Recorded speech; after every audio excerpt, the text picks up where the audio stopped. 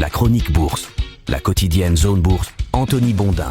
Bonjour à toutes et à tous, bienvenue dans ce point de marché Zone Bourse. Nous sommes le lundi 28 octobre 2024. Il s'appelle ce matin « Les marchés ne savent plus où donner de la tête ». Et oui, parce qu'une grosse semaine s'annonce, elle va précéder d'ailleurs une autre grosse semaine. Dans les jours qui viennent, un grand nombre de résultats d'entreprises sont attendus des deux côtés de l'Atlantique, puis évidemment place à l'élection présidentielle américaine et à une décision sur le taux directeur US dès la semaine suivante. Il ne faut pas se fier aux apparences. Le bilan de la semaine précédente était en grande majorité négatif pour les marchés actions mondiaux, malgré une tentative tardive d'inversion de la vapeur. Et dans un océan de rouge, on a vu verdir des entreprises grâce à leurs résultats, c'est le cas notamment de SAP, de Philip Morris ou de GE Vernova, grâce à leur magie, ça c'est plutôt du côté de Nvidia et de Microsoft, ou grâce à leurs résultats teintés de sorcellerie comme chez Tesla. Mais au global, la plupart des indices ont perdu du terrain, sauf le Nasdaq qui s'est offert un petit plus 0,1% symbolique. Il faut dire qu'il a bien été aidé par Tesla et ses 22% de gains sur la seule séance de jeudi. Mais une fois de plus, les grosses valeurs technologiques,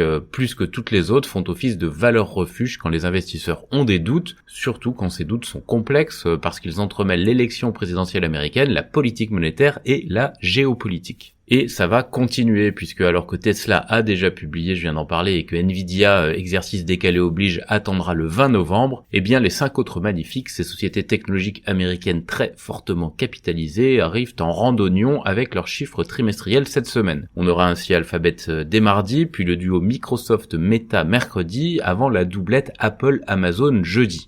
Je vous rappelle que ces entreprises publient post-clôture américaine, c'est-à-dire après 22 heures, enfin en théorie, puisqu'en réalité, cette semaine ce sera après 21 heures, puisque les États-Unis ne passeront à l'heure d'hiver que le week-end suivant. Ces résultats, avec la pléiade d'autres qui les accompagneront, vont permettre d'occuper le temps avant l'élection présidentielle américaine qui est organisée le 5 novembre. Et jusqu'ici, les résultats des entreprises sont jugés mitigés. Alors c'est pas mon terme, c'est le terme qui est utilisé par FactSet, dont le bilan hebdomadaire sur les résultats des sociétés sur le S&P 500 fait référence. D'ailleurs, soit dit en passant, une référence que je trouve de plus en plus insondable, je suis lecteur depuis des années de ce document. Pourquoi ? Parce qu'il y a un empilage de chiffres qui ne cesse de croître, et là je crois qu'on peut dire trop de statistiques tue la statistique. Ce qui est sûr et factuel, c'est que 37% des sociétés du S&P 500 ont déjà annoncé leurs résultats trimestriels et qu'elles seront 71% à la fin de la semaine. Programme chargé donc. Alors de quoi a-t-on parlé au cours du week-end dans la presse financière ? De Nvidia, qui est à nouveau au coude à coude avec Apple pour le titre de plus grosse capitalisation mondiale. On a aussi parlé de Pékin, qui proteste après une nouvelle vente d'armes américaines à Taïwan. On a parlé évidemment d'Israël, qui a frappé des cibles militaires en Iran. Malgré les échanges d'amabilité qui ont suivi, les observateurs considèrent que la situation reste sous contrôle au Proche-Orient. L'or noir a d'ailleurs lourdement chuté parce que les frappes d'Israël n'ont pas ciblé l'appareil productif pétrolier iranien.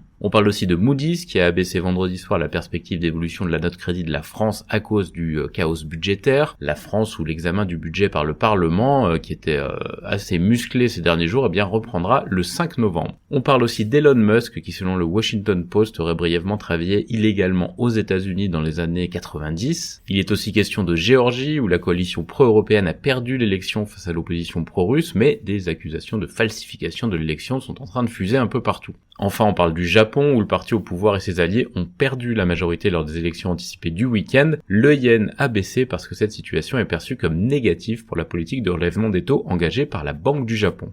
Je vais donner quelques points plus précis sur l'agenda. Côté macro, les débats sur l'évolution des taux européens reprendront de plus belle après la publication de l'estimation de l'inflation allemande d'octobre, qui est prévue mercredi. Aux États-Unis, on aura la première estimation du PIB du troisième trimestre, mercredi aussi, l'inflation PCE jeudi et le rapport mensuel sur l'emploi vendredi. Ça occupera évidemment le haut de l'affiche, notamment ce rapport sur l'emploi. La Banque du Japon, elle, se prononcera jeudi sur sa politique monétaire avec un enjeu qui est assez limité, puisque le gouverneur a d'ores et déjà annoncé que les taux resteront inchangés. Les membres de la Fed, eux, ils n'ont plus le droit de s'exprimer depuis samedi 26 pour respecter la période de silence qui précède la réunion de politique monétaire du 7 novembre. Sur l'agenda des sociétés, on a une cinquantaine de méga capitalisations qui peuplent l'agenda cette semaine. J'ai déjà parlé d'Alphabet, de Microsoft, de Meta, d'Apple ou encore d'Amazon aux États-Unis. Côté Europe, on aura Novartis, HSBC, Schneider, Airbus, Total Energy ou encore AB InBev. En Asie-Pacifique ce matin, le Nikkei 225 reprend 1,8% au Japon, Japon, il a bien été aidé par la baisse du yen. Les places chinoises, elles, évoluent autour de l'équilibre. La Corée du Sud et l'Inde gagnent 1% et l'Australie grappille 0,1%. On démarre donc plutôt en hausse en Asie-Pacifique cette nouvelle semaine. Les indicateurs avancés européens, eux, ils sont eux aussi légèrement haussiers.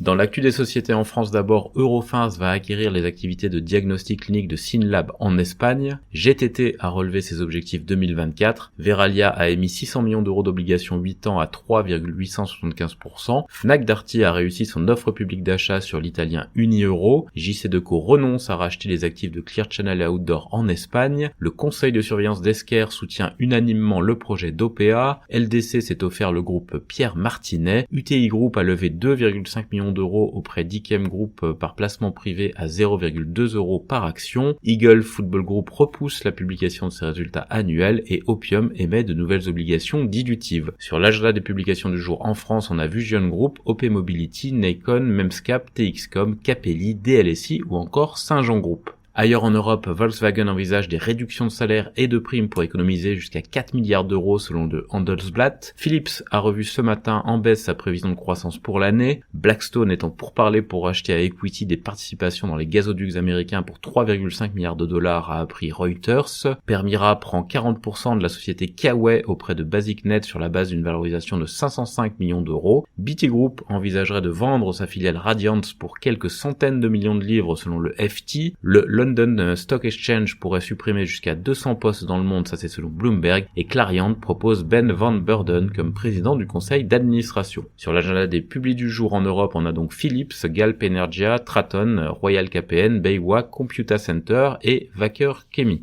En Amérique du Nord, Google développe une IA capable d'utiliser un navigateur web selon The Information. Boeing prévoit de lancer une campagne de levée de fonds de plus de 15 milliards de dollars dès aujourd'hui. Par ailleurs, le groupe envisagerait la cession de ses activités spatiales. Les infections à cause des hamburgers de McDonald's se multiplient aux États-Unis. Le groupe exclut toutefois que le steak haché soit à l'origine de l'épidémie. Eli Lilly a obtenu le feu vert pour lancer un médicament contre la perte de poids à Hong Kong. Meta Platform utilisera le contenu de l'actualité de Reuters dans un chatbot d'intelligence artificielle. Delta Airlines poursuit CrowdStrike pour la mise à jour de son logiciel qui a provoqué des interruptions massives de vol il y a quelques semaines. Les États-Unis poursuivent Lyft en affirmant que l'entreprise a gonflé les perspectives de revenus de ses chauffeurs et l'autorité italienne de surveillance de la concurrence enquête sur les pratiques déloyales présumées d'Otis. Sur l'agenda des publis du jour aux États-Unis, on a Waste Management, Welltower, Cadence Design, Ford, On Semiconductor, Brown & Brown, SBA Communication ou encore Centerpoint Energy. Enfin, en Asie-Pacifique et ailleurs, TSMC a suspendu ses livraisons à l'entreprise chinoise SoftGo après la découverte d'une puce dans un processeur Huawei selon Reuters. Alibaba va payer 433,5 millions de dollars pour mettre fin aux poursuites engagées par des actionnaires au sujet d'allégations de monopole. La compagnie aérienne indienne Indigo chute de 8% après un avertissement sur la baisse des revenus de passagers. Le bénéfice de LG Energy Solution recule au T3 en raison de la faiblesse de la demande pour les véhicules électriques. Enfin, le PDG d'Olympus démissionne à la suite d'allégations d'achat illégal de stupéfiants. Sur l'agenda des publications en Asie-Pacifique et ailleurs, on a Bharti Airtel, LG Energy Solutions, Sun Pharma, Indian Oil Corporation, LG Chem ou encore Ambuja Cements. Voilà, c'est terminé pour ce premier point de marché de la semaine. Je vous souhaite une très bonne journée à toutes et à tous.